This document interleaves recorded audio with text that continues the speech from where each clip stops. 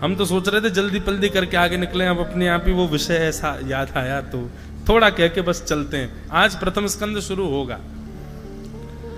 तो तुंगभद्रा यानी कि अतिशय कल्याण करने वाले शरीर में एक आत्मा रहती है जो कि आत्मदेव ब्राह्मण है। उसकी एक पत्नी है जिसका नाम धुंधुली है, यानी कि हमारी मति उसकी पत्नी है। और इस आत्मा के आत्मदेव के पास में सब कुछ है पर संतान नहीं है। संतान क्या है? सुख।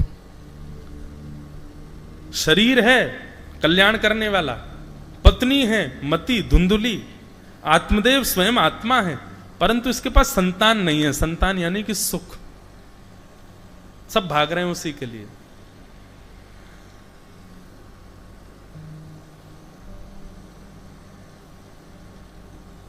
अतिशय कल्याण करने वाले तन के अंदर रहने वाले आत्मदेव का कल्याण क्यों नहीं हो रहा है? क्योंकि पत्नी धुंधुली है। धुंधुली यानी कि मति कैसी होती है? धुंधुली होती है।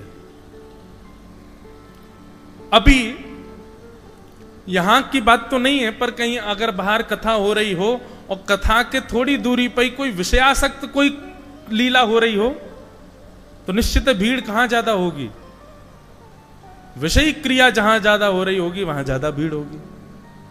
और कथा में भीड़ बुलाने के लिए प्रचार करना पड़ता है, लेकिन बीच चौराहे पर 4 लोग लड़ने लग जाओ, 2 लोग लड़ने लग जाओ, भीड़ अपने आप आ जाएगी। बिन बुलाए आमेंगे पहचान नहीं है तो भी आ जाएंगे।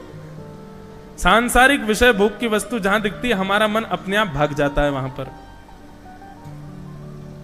अतिशय कल्याण करने वाला शरीर तो है हमारे पास में, लेकिन मति धुंधुली है। मति धुंधुली है। उसको कल्याण नहीं दिखता है। उसको लगता है ये शरीर मिला है, इसके अंदर 10 नौकर मिले हैं हमको, पंच ज्ञान इंद्रिय पंच कर्म इंद्रिय। श्री डोंगरे जी महाराज अपनी कथा में कहते हैं इंद्रियां कौन है? हमारी नौकर हैं। पर हो क्या गया है? संसार के विषयों में आसक्त होते होते हम ऐसे हो गए हैं, हम नौकर बन गए हैं और ये 10 की 10 हमारी महारानी बन गई हैं। डोंगरे जी महाराज कहते हैं। तो धुंधुली क्या सोचती है? बोले कि कल्याण काय को करवाना है इस शरीर से, इससे तो भोग भोगो। नेत्रों से दर्शन क्या करने? नेत्रों से विषय देखो। कानों से कथा क्या सुननी? कानों से पुअर संगीत सुनो। जीव से प्रसाद क्या पाना है? जीव से तो अपने इच्छा मनवांछित इच्छा पूरी करने वाले उस व्यंजन को खाओ। पैरों से परिक्रमा क्या लगानी है? पैरों से तो ऐसी जगह जाओ जहां विषय मिले। हाथों से सेवा क्या करनी है? हाथों से तो दूषित कर्म करो। ये धुंधुली इस कल्याण करने वाले शरीर से उस आत्मदेव को सुख की प्राप्ति नहीं होने देती।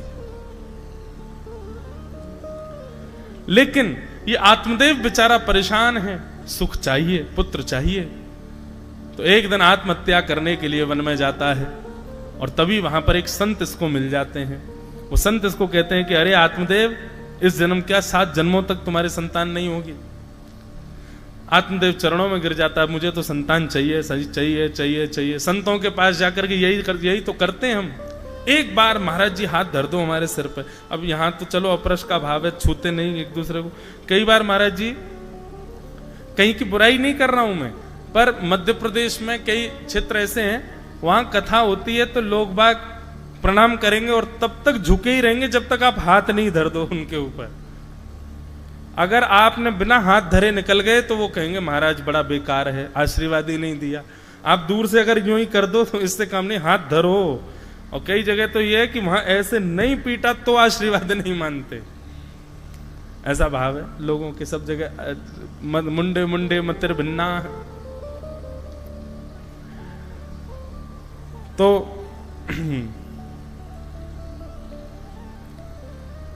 संतों के पास जाके हम क्या मांगते हैं? यही तो मांगते हैं कि सुख दो। ऐसा कुछ बताओ महाराज जी हमारे जीवन में सुख आवे। आत्मदेव जी को संत ने मना कर दिया, तेरे 7 जन्मों तक संतान नहीं है। अरे बढ़िया भजन करो ठाकुर जी का, दोनों पति पत्नी मिलकर के। बंधु एक बात सदैव याद रखना, ठाकुर जी यदि मनवांछित इच्छा पूरी कर दें तो उनकी कृपा, और यदि मनवांछित इच्छा पूरी ना करें तो समझो उनकी विशेष कृपा। इस बात को सूत्र बना करके अपने एक कागज में लिख के लेना, जो मैं चाहता हूं मुझे मिल जाता है तो मतलब भगवान की कृपा, और जो मैं चाहता हूं वो मुझे नहीं मिलता है तो मतलब भगवान की विशेष कृपा। ये एक कागज में लिख लो और अपने पॉकेट में 24 घंटे 12 महीने रखा करो।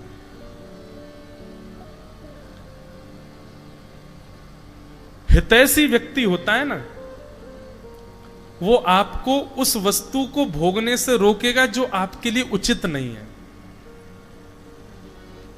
और जिस व्यक्ति को आपके हित का भाव नहीं है, आप उससे कहोगे मुझे ये खाना है, मुझे ये पीना, वो कहेगा हाँ हाँ लो खाओ, लो पियो, खूब खाओ, खूब ठूस लो, भर लो अपने अंदर।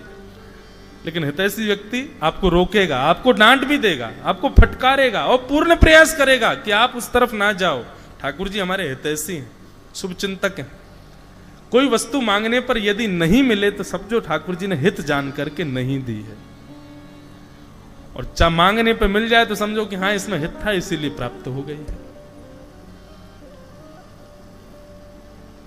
आत्मदेव जी को संतान नहीं थी, इस बात से वो बड़े विचलित थे। अरे ठाकुर जी का प्रसाद मान लो कि तुमको हम ज्यादा भार देना ही नहीं चाह रहे, अकेले पति पत्नी भजन करो, पर नहीं, हमको तो भार चाहिए, हमको संतान चाहिए। आत्मदेव जी नहीं माने। तब उस संत ने अपने कमंड झोली से एक फल दे दिया और कहा कि जाओ अपनी पत्नी को खिला देना। आत्मदेव जी ने आकर के पत्नी को फल खिला दिया। कुछ 1 वर्ष के नियम थे, वो नियम पालन करने को कहा, पर वो तो ठहरी धुंधली, उसने कुछ फल वल नहीं खाया। बांझ गैया को फल खिला दिया और स्वयं मायके चली गई। कह गई कि फल खाया है ना, अब आप तो अकेले हैं, मेरी सेवा कर नहीं पाएंगे, अब मैं मायके में रहूंगी, वहां मेरी बहनें मेरी सेवा करेंगी, जब बालक हो जाएगा तब आऊंगी। आत्मदेव जी भोले भाले ब्राह्मण भेज दिया पत्नी को। 9-10 महीने के पश्चात धुंधुली अपनी एक सहेली के बालक को लेकर के आई और आकर के नाम आत्मदेव जी को बता दिया, ये मेरा पुत्र है। सहेली को बहुत सारा धन दे दिया था। आत्मदेव जी बड़े प्रसन्न हो गए। नामकरण संस्कार होने लगा। नारायण नाम सोचा था। धुंधुली ने मना किया, मेरा नाम धुंधुली, बेटे का नाम धुंधुकारी। यथा नाम तथा गुण।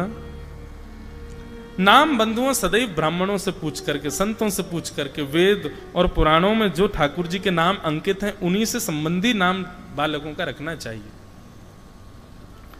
धुंधुकारी नाम रख दिया। आत्मदेव जी तो इतने प्रसन्न थे कि बोले ठीक है, जैसी तुम्हारी इच्छा, नाम धुंधुकारी। इतने में ही सेवकों ने आकर के बताया, बोले महाराज आपके गौशाला में गैया ब्याई है, उसने भी मानवों जैसे बालक को जन्म दिया है। जाकर के देखा तो महाराज एक दिव्य तेज युक्त एक नन्हा सा बालक, कान उसके गैया जैसे हैं। नाम रख दिया गोकर्ण।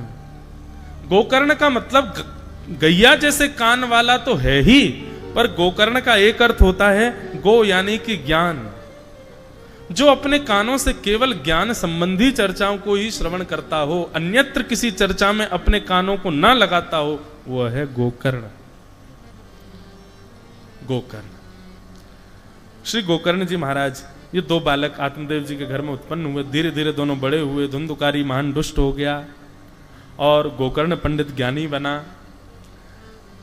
माता पिता पर अत्याचार करने लगा धुंधुकारी, तो एक दिन मां ने तो कुआं में कूद करके प्राण त्याग दिए और पिताजी घर छोड़ करके वन में चले गए। तब श्री गोकर्ण जी महाराज अपने पिताजी के पास आए और यहां आकर के उन्होंने गोकर्ण गीता, श्री गोकर्ण जी महाराज अपने पिताजी को जो 2 श्लोक सुनाते हैं, इसको गोकर्ण गीता कहते हैं। इतना सुंदर अर्थ है इनका, यदि इन पर ही बोलना चाहें तो 2 दिन इन पर प्रवचन हो सकता है। इतना सुंदर अर्थ है श्री गोकर्ण जी महाराज के इन वचनों का। बहुत ध्यान से सुनिए। पिताजी महाराज घर परिवार त्याग करके जंगल में आ गए, तभी गोकर्ण जी आए। बोले पिताजी क्या हुआ? कि असारह खलु संसारे दुख रूप विमोहका सुतः कस्य धनम कस्य स्नेहवान जलते निशम। धुंधुकारी जी, गोकर्ण जी महाराज सामने बैठे हैं। आत्मदेव जी कहने लगे ये संसार कितना निश्वर है। कहां मैं एक समय रोता था कि मेरे संतान नहीं है, मेरे संतान नहीं है, मेरे संतान नहीं है, और आज देखना बेटा, मेरे रोने का कारण मेरी संतान है कि मुझे संतान क्यों हो गई। इससे अच्छा तो मैं बिना संतान का ही था। इस संसार में सब दुख का कारण है, चाहे संतान हो, चाहे धन हो, चाहे संसार की कोई भी वस्तु। मैंने एक बार एक बात कही थी बंधुओं, आप जिसको प्रेम भरी दृष्टि से देख लोगे वही आपसे दूर हो जाएगी। क्यों? क्योंकि संसार का नियम है। भगवान गीता में एक श्लोक में कहते हैं, जो आपको मिला है वो बिछुड़ने के लिए ही मिला है, इसलिए लेने से पहले ही तैयार रहना कि एक दिन बिछुड़ेगा। केवल एक वस्तु है जो कभी आपका त्याग नहीं कर सकती, क्या? धर्म एको ही निश्चल। निश्चल केवल एक है और वह है धर्म। सूरदास जी कहते हैं, बिन गोपाल को नहीं अपनो। बाकी सब आके चले जाएंगे, लेकिन गोपाल जी एक बार यदि आ गए फिर कभी नहीं जाएंगे, फिर कभी आपका त्याग नहीं कर सकते। तो पिताजी की बात सुनकर के श्री गोकर्ण जी महाराज अब यहां पर ज्ञान उपदेश कर रहे हैं। बहुत ध्यान से, सावधानी से सुनिएगा, बहुत सुंदर बात है। श्रीमद् भागवत के महात्म का सबसे श्रेष्ठ श्लोक है ये। देह स्थिमां सरुधिरे भिमतिं त्यजत्वं जाया सुतादिषु सदा ममतां विमुच पश्यानिशं जगदिदं क्षणभङ्गुनिष्ठम् वैराग्य राग रसिको भव भक्तिनिष्ठः धर्म भजस्व सततं त्यज लोक धर्मान् सेवस्य साधु पुरुषां जहि काम तृष्णाम् अन्यस्य दोष गुण चिंतनमाशु मुक्त्वा सेवा कथा रसमहो नितरां पिबत्वम्। पिताजी, देहे स्थिमां सुरुधिरे भिमतिं त्यजत्वम् अभिमतिं त्यजत्वम्। पिताजी, आपने अभी अभी कहा, असार खलु संसारे दुख रूप विमोह का सुतः कस्य धनम कस्य। पिताजी, संसार में दुख के कारण पुत्र, धन, पत्नी ये सब नहीं है। तो दुख के केवल दो कारण हैं। क्या? पहला कारण अहमत्व और दूसरा कारण ममत्व। दुखी प्राणियों में दो ही प्रकार के लोग होंगे। पहला प्राणी तो वो दुखी होगा जो अहमत्व में है। अहमत्व मतलब अपने आप को कुछ समझता है, अपने आप को कुछ मानता है, मैं कुछ हूं, ऐसी भावना जिसके चित्त में है वो दुखी रहता होगा। क्यों? वो अपने आप को जो मान चुका है उसको वैसा कोई मानने से अस्वीकार कर दे वो दुखी हो जाता है। पहला दुखी व्यक्ति संसार में अहम में रहने वाला व्यक्ति है, और दूसरा दुख में रहने वाला व्यक्ति ममत्व है, जो संसार को अपना माने बैठा है। पिताजी, ये दो ही दुख के कारण हैं, अहमत्व और ममत्व। पहला दुखी व्यक्ति वो है जो स्वयं को कुछ मानता है, और दूसरा दुखी व्यक्ति वो है जो संसार के लोगों को अपना मानता है। ये दो ही लोग दुखी हैं। कितना सुंदर सूत्र श्री गोकर्ण जी महाराज दे रहे हैं।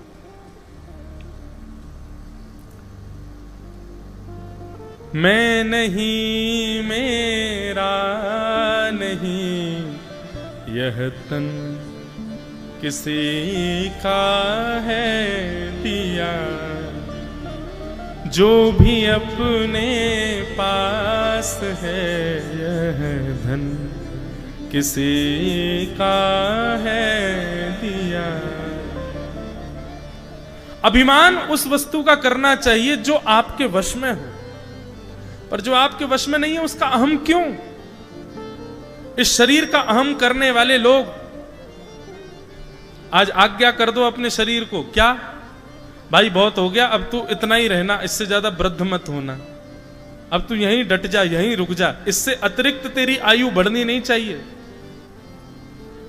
देख लेना 4-5 साल में यदि जैसे हो वैसे ही रहे आओ तो समझ जाना शरीर आपका। मेरा मतलब आपकी पर्सनैलिटी से नहीं है कि आप अपने तन को कहो कि देखो महाराज 4 साल पहले जैसा था वैसा अभी भी है। योग में इतनी ताकत है वो वैसा ही रहने देगा। पर कई बार समय बढ़ने पर बुद्धि विकृत होती है, विचारधाराएं विकृत होती हैं। केवल हमारा तन बड़ा नहीं होता, बहुत कुछ भीतर से हमारी विचारधाराओं में और बुद्धि में भी विक्रय होता है। तन यदि आपके वश में है तो आज ही इसको आज्ञा करिए कि तू यहीं रहे, तू ऐसा ही रहे। बुखार आने पर दवाई मत लेना। ए तन, तू मेरा है ना, तू मेरी आज्ञा मानेगा ना। मैंने तुझको दाल चावल खिलाया, आज तो श्रीखंड भी खिलाया तुझको। किस किसने खाया? सबने पाया। खूब आनंद हो रहे हैं महाराज। चकाचक हमारे ब्रज में ऐसे कहें, चकाचक घुटवाए रहो बाबा। सबन को आनंद कराए रहे। तो तन से कह दो भैया तेरे को खूब खिलाते हैं पिलाते हैं, सब आनंद कराते हैं, तू इतनी बात तो हमारी मान ले। क्या? तू वृद्ध मत होना। सुन, ये तू बार बार बीमार मत हुआ कर। बुखार आदि चढ़ जाता है, क्यों चढ़ा लेता है बुखार को? चल उतार इसको। तन मानेगा आपकी बात? नहीं मानेगा। जो आपके वश में ही नहीं है उसका अभिमान क्यों करते हो फिर? मैं नहीं, मेरा नहीं, यह तन किसी का है दिया, जो भी अपने पास है यह धन किसी का है दिया। उसका अभिमान क्यों? जब तन हमारे वश में ही नहीं है तो इससे सारी अहमताओं का त्याग कर दो, शून्य हो जाओ। और दूसरा दुख का कारण क्या है? ममत्व, ममता। संसार के लोगों से जो आपका अपनापन है, ये मेरा है, ये मेरा है। देखते हैं जब हमको 4 लोग उठा करके ले जा रहे होंगे शमशान की ओर, तब आपका तन तो नहीं देख पाएगा, पर आप देख पाओगे कि जिन जिन को आपने मेरा मेरा कहा था, एक भी तैयार नहीं हो रहा आपके संग चिता पर बैठने के लिए। हमारे शास्त्रों में कहा जाता है कि जब व्यक्ति की मृत्यु होती है तो उसकी स्थिति क्या होती है? बोले धनानि भूमौ पशवश्च गौष्ठे भार्या ग्रहे द्वारी जनश्मशाने देहश्चितायाम परलोक मार्गे धर्मानुगो गच्छति जीव एक। वो धन को अपना मानता था, पर धन जहां था वहीं रखा रह गया। वो निकल के बाहर नहीं आया। अरे मेरा मालिक इसने मुझे कमाया था, मैं इसके साथ जाऊंगा? नहीं, नहीं जाएगा। पशवश्च गौष्ठे, सारी गाड़ियां आपकी गैराज में खड़ी रह जाएंगी, कोई निकल के नहीं जाएगा। अरे पत्नी तो जाएगी संग में, भार्या ग्रहे द्वारी, घर के द्वार तक जाएगी, जनश्मशाने, लोग जन भी सब केवल और केवल शमशान तक जाएंगे जिन जिन को आपने अपना बताया था। अरे संसार की क्या बात करें, हम संसार को क्यों दोष दें? ये तन भी, ये केवल देहश्चितायाम, ये भी केवल चिता तक संग जाएगा। उसके बाद अग्नि लगने पर यह भी यहीं राख बन जाएगा। आगे की यात्रा कौन करेगा? आपके द्वारा किया गया धर्म ही आपके साथ आगे की आज्ञा करेगा। धर्मानुगो गच्छति जीव एक। कथा सुन रहे हो 1 महीने की? यहाँ 1 महीने की कथा सुनने में जो आपसे धर्म बनेगा, जो आपसे पुण्य बनेगा, जो आपका भजन बनेगा, अंतिम क्षण में सब आपका त्याग कर चुके होंगे, लेकिन यहां सुनी गई कथा का भजन आपके संग जाएगा आगे की यात्रा पर। धर्मानुगो गच्छति जीव एक। यहां किया गया गोदावरी जी में स्नान, इस स्नान से मिलने वाला जो पुण्य धर्म है वो जाएगा आगे। धर्म ही आपके गले में गलवैयां डालेगा और कहेगा बेटा निराश मत हो। बोले अरे इसको मैंने अपना माना था, 5 लाख रुपए उधार दिए, कभी मांगे नहीं, और देखो ये शमशान में मुझे ऐसी निष्ठुर लकड़ियों पे लिटा रहा है। बोले अभी घी भी डालेगा तेरे ऊपर, और देख वो तेरा बेटा पीछे खड़ा है लेकर के डंडा, क्या कपाल क्रिया करेगा, सिर फोड़ के उसमें घी डालेगा ताकि अच्छे से जल जाए। ये सब संसार के लोग हैं। किनको अपना माना था आपने?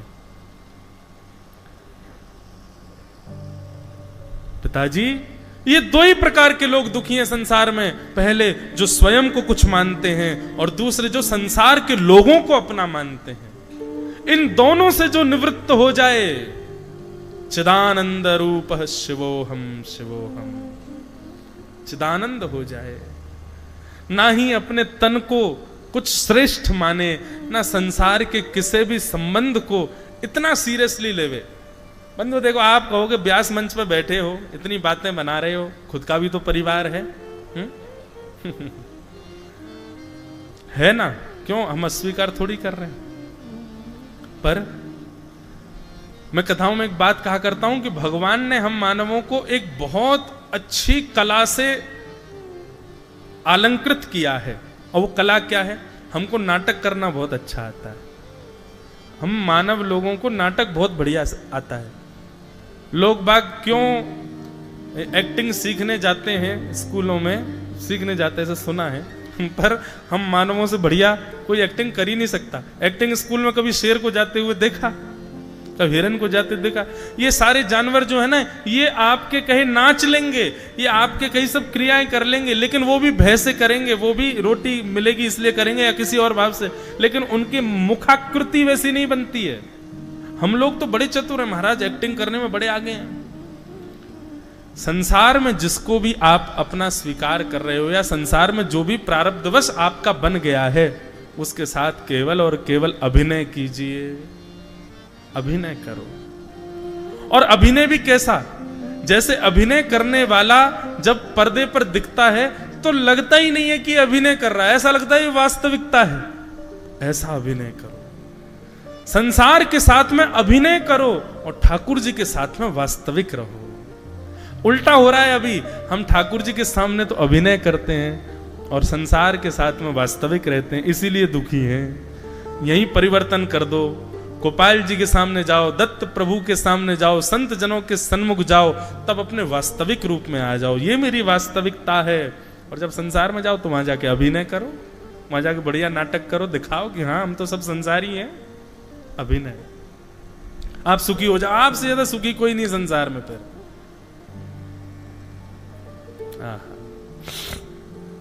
तो जाया सुता दिशु सदा ममतां विमुंच पश्यानि सम जगदिदं क्षणभंगुनिष्ठं वैराग्य राग रसिको भव भक्ति निष्ठ। पिताजी, इस प्रकार इन दोनों का त्याग करो, अहमत्व और ममत्व। यही संकल्प लीजिए, कथा से इसका त्याग करना है। अहमत्व, हम कुछ हैं, ये भाव ही नहीं आवे चित्त में। और संसार का कोई व्यक्ति मेरा कुछ है, ये भाव भी ना आवे, चित्त में ना आवे, व्यवहार में तो आवे। धर्म को भजो, त्यजलोक धर्मान, सेवस्य साधु पुरुषाम, जहि काम तृष्णाम, काम तृष्णा से रहित होकर के साधु पुरुषों की सेवा करो। और सबसे बड़ी बात, ये अहमत्व और ममत्व को हमारे भीतर जीवित जो रखता है, इनका भोजन कौन है? अहमत्व और ममत्व का। कितनी सुंदर बात है। अन्यस्य दोष गुण चिंतन माशु मुक्त्वा, दूसरों में दोष और गुण देखना, ये दोष और गुण देखने की प्रवृत्ति ही हमारे चित्त में अहमत्व और ममत्व को जीवित रखती है। तो एक तरीका यह भी है, यदि आप दोष और गुण देखना बंद कर दोगे तो अन्न नहीं मिलेगा, और जब राशन ही नहीं मिलेगा तो भूखे प्यासे बेचारे अहमत्व और ममत्व दोनों मर जाएंगे, दोनों नष्ट हो जाएंगे। तो अहमत्व और ममत्व का भोजन क्या है? बोले दूसरों में दोष और गुण देखना। अन्यस्य दोष गुण चिंतन माशु मुक्त्वा, उससे मुक्त होइए। कैसे मुक्त होंगे? बोले सेवा कथा रसमहो नितराम पिबत्वम। ठाकुर जी की कथा को सुनो, साधु पुरुषों की सेवा करो और निरंतर करते रहो। इसी प्रभाव से ही धीरे धीरे अपने आप आपका अहमत्व और ममत्व दोनों समाप्त हो जाएंगे। बोले वृंदावन बिहारी लाल की। श्री गोकर्ण जी महाराज जी का इतना सुंदर ये वक्तव्य भागवत के महात्म में। उसके बाद बंधुओं फिर कथा आती है कि आत्मदेव जी ने भी भगवत धाम को प्रस्थान किया। वहां पर वैश्याओं को लेकर के धुंधुकारी आ गया, वैश्याओं ने उसको मार दिया। अपने दुष्कर्मों के परिणाम से वो एक प्रेत बन गया।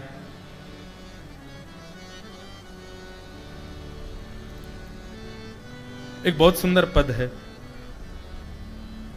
भजन बिन नर मरगट के भूत, भजन बिन नर मरगट के भूत। गाओ।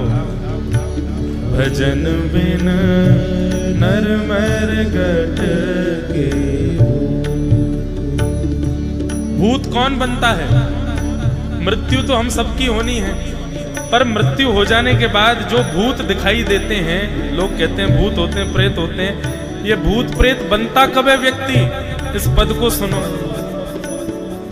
इस पद में जो जो बातें बताई जा रही हैं, उन्हीं भावों से भूत बनता है। सबसे पहला भाव, जो व्यक्ति जीवन में कभी भजन नहीं करता, ठाकुर जी का आराधन नहीं करता, मरने के बाद निश्चित है भूत बन जाएगा। अच्छा एक बात बताएं, मरने के बाद भूत बने ये तो बात की बात है, पर भजन ना करने वाला व्यक्ति तो जीवित ही भूत जैसा दिखाई देता है।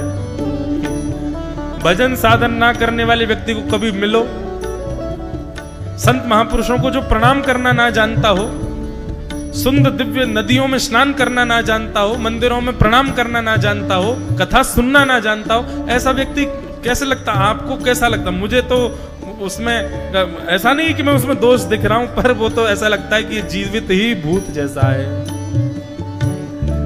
इसलिए भैया जो भजन नहीं करता, मृत्यु के बाद निश्चित है कि वो भूत बनेगा। इसीलिए भजन से डरते हैं भूत। भजन कोई कर रहा हो तो भूत भाग जाते हैं। क्यों भाग जाते हैं? क्योंकि उन्होंने कभी किया नहीं, इसलिए उनका अधिकार नहीं है भजन में। भजन बिन नर मरगट के भूत, भजन बिन नर मरगट के भूत। श्यामा श्याम रटे रसनासो, श्यामा श्याम रटे रसनासो, श्यामा श्याम रटे रटनासो, श्यामा श्याम रटे रसनासो। तिनको जान सबूत, तिनको जान सबूत। भजन बिन नर मरगट के भूत, भजन बिन नर मरगट के भूत, भजन बिन नर मरगट के भूत, नर मरगट के। बिन हरि भजन करम सब अकरम, बिन हरि भजन करम सब अकरम, बिन हरि भजन करम सब अकरम, बिन हरि भजन करम सब अकरम। आठों गांठ कपूत, आठों गांठ कपूत। एक अनन्य भक्ति बिनु कीने, एक अनन्य भक्ति बिनु कीने, एक अनन्य भक्ति बिनु कीने, एक अनन्य भक्ति बिनु कीने। दृग करनी कर तू, दृग करनी। भजन बिन नर मरगट के भूत, भजन बिन नर मरगट के भूत। निस दिन करत कपट छलबाजी, निस दिन करत कपट छलबाजी। यहाँ पर क्या क्या बताया गया? सबसे पहला, जो भजन नहीं करता मरने के बाद वो भूत बन जाता है। दूसरी बात, श्यामा श्याम के मधुर युगल नाम का जो वाचन नहीं करता, निश्चित है वो प्रेत योनि में जाएगा। बिना हरि के भजन के कोई भी कर्म करता है वो अकर्म बन जाता है, और अकर्म बनने पर यदि मृत्यु हो गई तो निश्चित है कि प्रेत योनि में जाना पड़ेगा।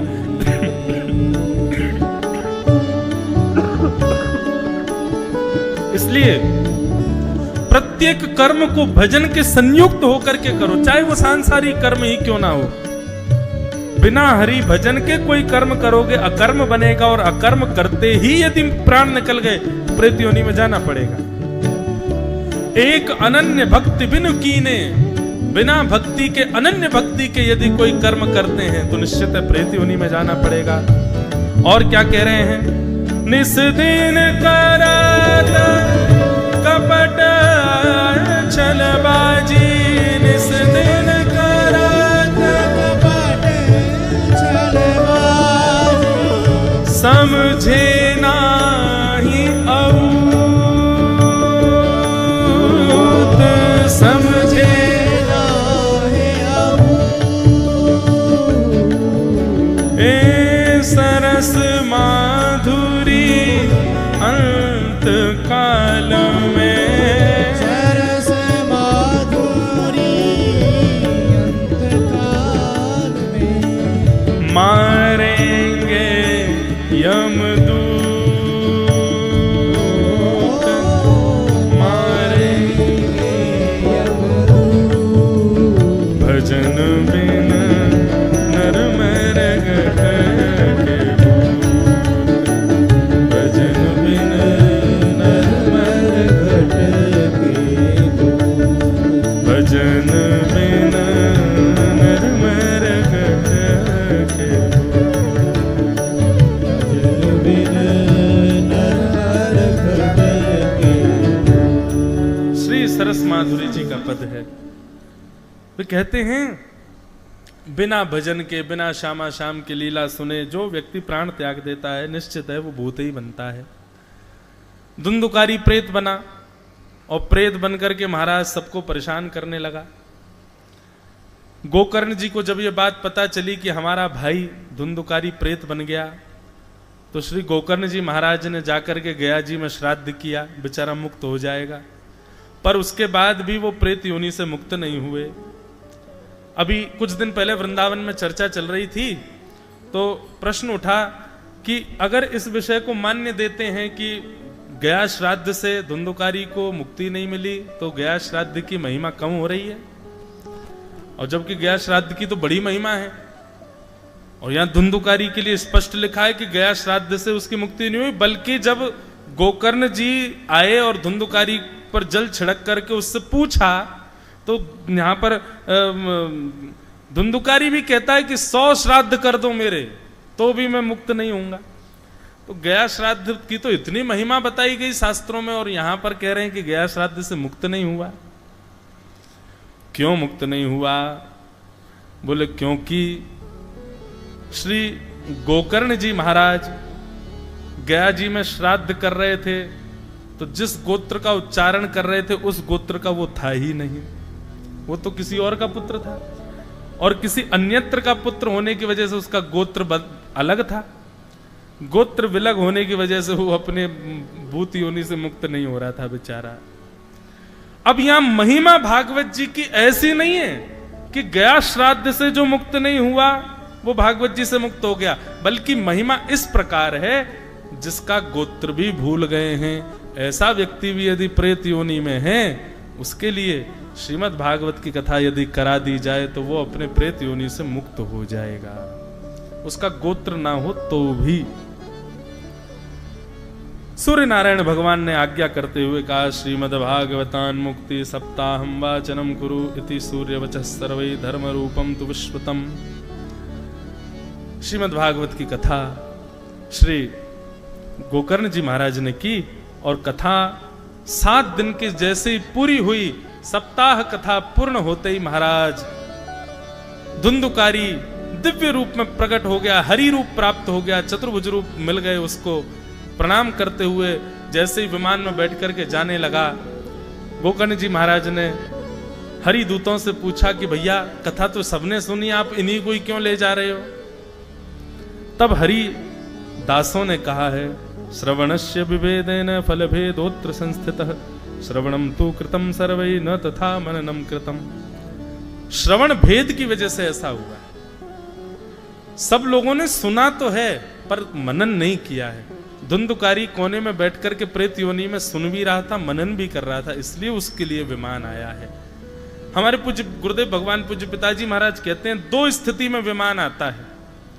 पहली स्थिति क्या है? बोले श्रवण भी करो और फिर उसका मनन भी करो।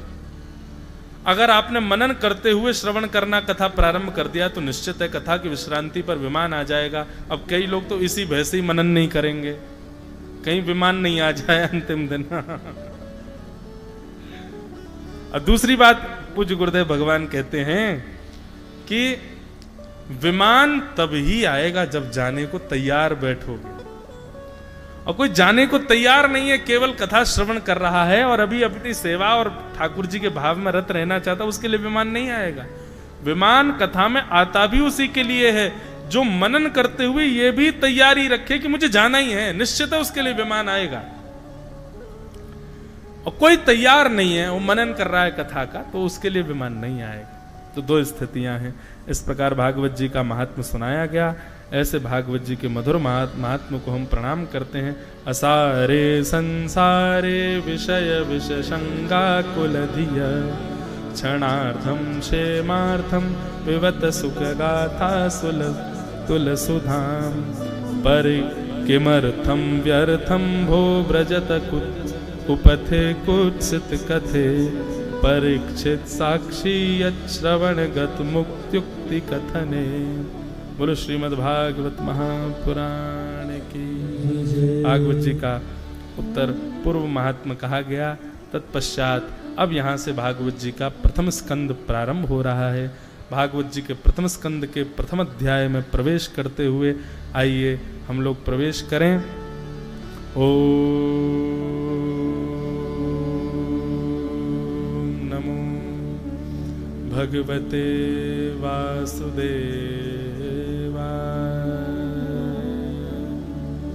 ओम नमो भगवते वासुदेवाय। जन्माद्यस्य यतोऽन्वयादितरतः चार्थे स्वविज्ञस्वराट् तेने ब्रह्म हृदय आदि कवये मुह्यन्ति यत्सूरय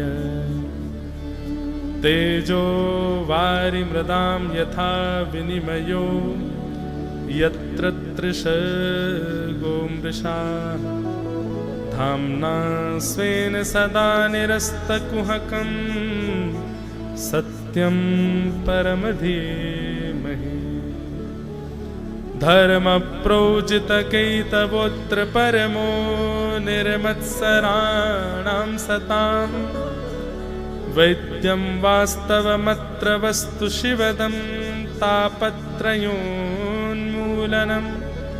श्रीमद्भागवते महामुनिकृते किं वा परैरीश्वरः सद्यो हृद्यवरुध्यते त्रिकृतभिः शुश्रूषुभिस्तत्क्षणा निगमकल्पतरोर्गलितं फलं सुखमुखादमृतद्रवसंयुतं पिबत भागवतं रसमालयं मुहुरहो रसिका भुवि भावुका।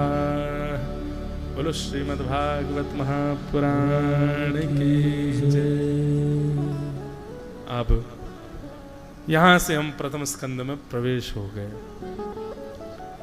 अब नाव में बैठ गए हैं और ये निश्चित है कि अब पार उतर के ही मानेंगे। अब ये अनुष्ठान चल रहा है मास पर्यंत का। आज से प्रथम स्कंद प्रारंभ। हम थोड़ा सा भाव व्याख्या का करके उसके बाद कथा को विश्राम देंगे। श्रीमद् भागवत का प्रारंभ होता है जन्म अच्छा, एक भाव वैयाकरणी मानते हैं कि जकार से प्रारंभ होना, जकारांत से प्रारंभ होना दग्धाक्षर शब्द है। जकार से प्रारंभ हो तो समझो कि गाने वाला, कहने वाला, लिखने वाला, उसका हृदय जो है वो संदग्ध है, वो व्याकुल है। इसीलिए हमारी श्रीमद् भागवत में जहां कहीं भी स्तुति प्रकरण में जकार से प्रारंभ हुआ है तो गाने वाला, बोलने वाले की स्थिति पता चल जाती है। उसके प्रथम वाचन से ज यदि प्रथम शब्द ज निकला है तो मतलब उसका हृदय जो है वो व्याकुल है। जब हिरण्याक्ष पृथ्वी का हरण करके चले गए और ब्रह्मा आदि देवताओं ने जब प्रार्थना की, तब नासिका से बराह भगवान प्रकट हुए। तब व्याकुल हृदय से सब देवताओं ने बराह भगवान की स्तुति गाई और स्तुति गाते हुए कहा, भगवान पृथ्वी का निर्माण हुआ और आते ही राक्षस का हरण करने चला गया, आप कृपा कर। तो वहां पर जो स्तुति गाई गई बराह भगवान की, उसका प्रारंभ ज से हुआ। गोपियों ने गोपी गीत गाया, जयति तेधिकम जन्मना ब्रज। श्रुतियों ने वेद स्तुति गाई, जय जय जय अजाम जित दोष ग्रभीत गुणा तुमसी यदात्मना समवरुद्य समस्त भग। सब जकारांत से ही प्रारंभ हुआ है। और आज हम आप सब लोग भी हृदय से संदग्ध हैं। इसीलिए वृंदावन जाते हैं या कहीं भी जाते हैं तो मुख से जय जय श्री राधे, जय जय कहते ही सबके अपने आप ही हाथ खड़े हो जाते, मतलब सबका हृदय व्याकुल है, आर्त भाव सबके चित्त में है। ऐसे ही हमारे श्री वेदव्यास जी महाराज, उनका चित्त भी व्याकुल था, व्यथित है। जब लिख रहे हैं कलम से श्रीमद् भागवत को, किस लिए व्याकुल है? मानव कल्याण करना चाहते हैं, पर कैसे होगा इसके प्रति व्याकुल हैं। इसलिए मानव प्रार्थना कर रहे हैं अपने व्याकुल हृदय से। इसलिए भागवत का प्रारंभ होता है जन्माद्यस्य तोन्मयादितरतः, जन्म शब्द से, जकार से। भागवत का प्रारंभ भी जन्म शब्द से, हमारा प्रारंभ भी जन्म शब्द से। पर भागवत का विश्राम होता है हरिम परम, परम हरि के चरणार बिंदों में। और हमारा विश्राम होता है हॉस्पिटल में, वेंटिलेटर में, हार्ट अटैक में, कैंसर में। श्रीमद् भागवत का उद्देश्य यहीं पर ही प्रतिपादित हो जाता है। जो मानव जन्म लिया है, जिसने भी जन्म लिया है, उसकी एक ही गति है, उसका एक ही डेस्टिनेशन है, उसका एक ही गंतव्य है। क्या? श्रीमद् भागवत के अंतिम श्लोक का अंतिम अक्षर हरिम परम, परम हरि के चरणार विंद। और वो परम हरि के चरणार विंद कैसे प्राप्त हो, वह प्रयत्न जहां बताए गए हों, वो श्रीमद् भागवत है। हमारा अंत हरि के श्री चरणार विंदों में हो, ये प्रयत्न जहां सिद्ध हो रहे हों, वो श्रीमद् भागवत की कथा। उन प्रयत्नों को जो पूर्ण करा रही हूं, वो श्रीमद् भागवत की कथा। इसलिए प्रारंभिक शब्द जन्म है, अंतिम शब्द हरिम परम, हरि के चरणार विंद। जन्माद्यस्य यतोन्वयादितरतः, जो जन्म और मृत्यु के इन भावों से इतर हैं, जो कभी जन्म भी नहीं लेते। कर्तुम कर्तुम अन्यथा कर्तुम समर्थ ईश्वर, जन्म से परे हैं पर जन्म भी लेते हैं, मृत्यु से परे हैं। कभी मृत्यु, भगवत गीता में भगवान कहते हैं मेरे शरीर को पंच तत्व में विलीन होना है, मेरे शरीर को पंच तत्व में विलीन होने वाला ऐसा जो व्यक्ति जानता है कि मेरा शरीर पंच तत्व में विलीन होता है, वो व्यक्ति अपवित्र है, उसको देखने वाला पे अपवित्र है। ठाकुर जी कभी मृत्यु का भाव, ये सब कभी ठाकुर जी के लिए प्रयोग नहीं होता। जो जन्म मृत्यु से परे हैं पर फिर भी जन्म लेते हैं, उनकी लीला बड़ी विचित्र है। चार थे स्वविज्ञ स्वराट, जो अविज्ञ हैं, अनविज्ञ नहीं हैं, सब जानते हैं कौन किस भाव से, किस विषय से, किस स्थिति से आया है, जो सबके हृदय की जानते हैं। तुम जानत सब अंतर्यामी, जो अविज्ञ हैं, और स्वराट, किसी से प्रकाश लेने की आवश्यकता नहीं। ठाकुर जी स्वराट हैं, स्वयं प्रकाशवान हैं। तेने ब्रह्म हृदय आदि कवये, आदि कवि ब्रह्मा को भी जो ज्ञान देते रहते हैं, आदि कवि ब्रह्मा भी जिनके अधीन रहता है। मुह्यन्ति यत् सूरयः, बड़े बड़े देवता भी जिनके ऊपर मोहित रहते हैं, जिनकी लीलाओं पर, जिनके भावों पर, जिनके दर्शन के लिए मुह्यन्ति, मोहित रहते हैं। तेजो वारि मृदाम यथा विनिमयो, पंच तत्व जिनके अधीन हैं। हम पंच तत्वों के अधीन हैं, पर पंच तत्व जिनके अधीन है, पृथ्वी जल अग्नि वायु आकाश जिनके अधीन है। तेजो वारि मृदाम यथा विनिमयो यत्र तत्र सर्गो मृषा, जो लीला करते हैं, पर लीला कई कई बार अमृष लगती है कि ये वास्तविकता नहीं है, पर होती वो वास्तविक है। ऐसी लीलाओं का सुंदर उपक्रम करने वाले। तेजो वारि मृदाम यथा विनिमयो यत्र तत्र सर्गो मृषा, धाम्ना स्वेन सदा निरस्तकुहकं सत्यम परम धीमहि। ऐसे परम ज्ञान जिनसे प्रारंभ होता है, ज्ञान का जो मूल रूप है, ऐसे परम सत्य को हम बारंबार प्रणाम करते हैं। श्री वेदव्यास जी महाराज ने भागवत के प्रारंभिक श्लोक में किसी देवी देवता का नाम नहीं गाया। क्यों? उनके मन में भाव है किसी देवी का नाम लिखूंगा, किसी देवता का नाम लिखूंगा, आपस में कहीं इन लोगों में वाद विवाद और ये भावना आ जाए कि ये श्रेष्ठ है। तब वेदव्यास जी महाराज लिखते लिखते लिखते लिखते लिखते अंत में लिखते हैं, जो भी परम सत्य है मैं उसको वंदन करता हूं, मैं उसको प्रणाम करता हूं। अच्छा, ये परम सत्य कौन है? इसके प्रतिपादन के लिए श्री वेदव्यास जी महाराज ने 10वें स्कंद में भगवान श्री कृष्ण जब प्रकट होते हैं तब 9 बार सत्य कहा। वेदव्यास जी कौन है? नमोस्तुते व्यास विशाल बुद्धे, उनकी बुद्धि को पाना बहुत बड़ी बात है। वेदव्यास जी महाराज स्पष्ट रूप से कह भी नहीं रहे कि मैं कृष्ण को प्रणाम कर रहा हूं, पर अस्पष्ट रूप से भागवत में वर्णन कर देते हैं कि जिस परम सत्य को मैंने प्रथम श्लोक में प्रणाम किया वो कौन है। उसको 9 बार सत्य कहा गया श्रीमद् भागवत के 10वें स्कंद में। सत्य व्रतम सत्य परम त्रिसत्यम सत्यश्च योनिम निहितम च सत्ये सत्यस्य सत्य मृत सत्य नेत्रम सत्यात्मकम त्वाम शरणम प्रपन्ना। गिनती करो कितनी बार सत्य आया।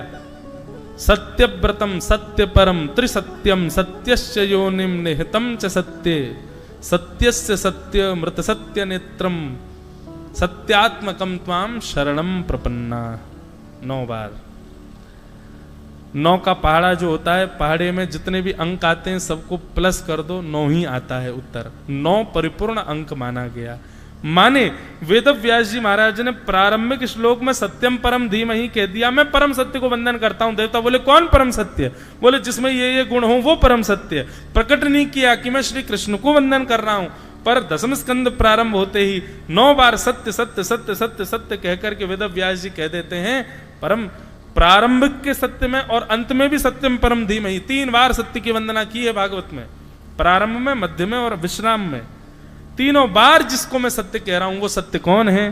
बोले देवकी नंदन यशोदा नंदन ब्रज और चंदन, श्री कृष्ण ही वो परम सत्य हैं जिनको मैं वंदन कर रहा था। ऐसे परम सत्य श्री कृष्ण को हम बारंबार प्रणाम करते हैं। बोलो बाल कृष्ण लाल की जय। इस प्रकार अब कथा प्रारंभ हो गई है।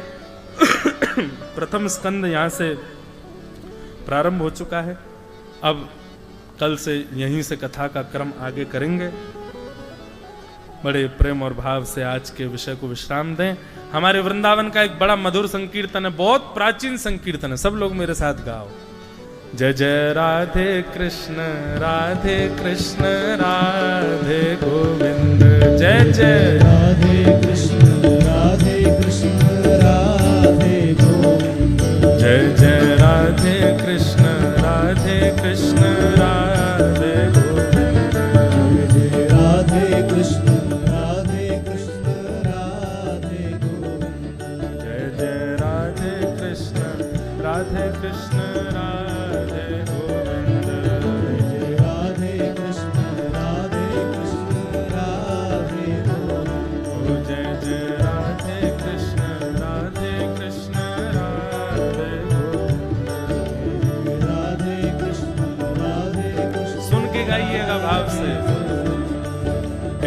केशव जी कल्याण गिरिधरन छबीले लाल। केशव जी कल्याण केशव जी कल्याण गिरिधरण छबीले लाल। केशव जी कल्याण गिरिधरण छबीले लाल। मदन मोहन श्री वृंदावन चंद्र। मदन मोहन श्री वृंदावन चंद्र। मदन मोहन श्री वृंदावन चंद्र। मदन मोहन श्री वृंदावन। जय जय राधे कृष्ण राधे कृष्ण राधे राधे कृष्ण राधे। आप लोग क्यों बैठे हैं? देखो नेक्सस लाला कितना बढ़िया संकीर्तन में नृत्य कर रहे हैं। वाक् गदगदा द्रवते यस्य चित्तम रुदत्त भिक्षणम हसति क्वचिच्च विलज्ज उद्गायत नृत्यते च मद्भक्ति युक्तो भवनम पुनातु। भाव से गाओ, अपने स्थान पर ही रहो। राधे कृष्ण राधे कृष्ण राधे राधे कृष्ण राधे गोविंद। ओ देवकी को छैया बलभद्र जी को भैया लाल। देवकी को छैया बलभद्र जी को भैया लाल। देवकी को छैया बलभद्र जी को भैया लाल। देवकी को छैया बलभद्र जी को भैया लाल। ओ या को मुख देखे ते कटत यम फंद। या को मुख देखे ते कटत फंद। या को मुख देखे ते कटत यम फंद। या को मुख देखे ते कटत जय जय राधे कृष्ण राधे कृष्ण राधे गोविंद। जय राधे कृष्ण राधे गोविंद। ओ जय जय राधे कृष्ण राधे कृष्ण राधे गोविंद। राधे कृष्ण राधे गोविंद। ओ यादवपति जगत राय संतन सदा सहाय। यादवपति जगत राय संतन सदा सहाय। यादवपति जगत राय संतन सदा सहाय।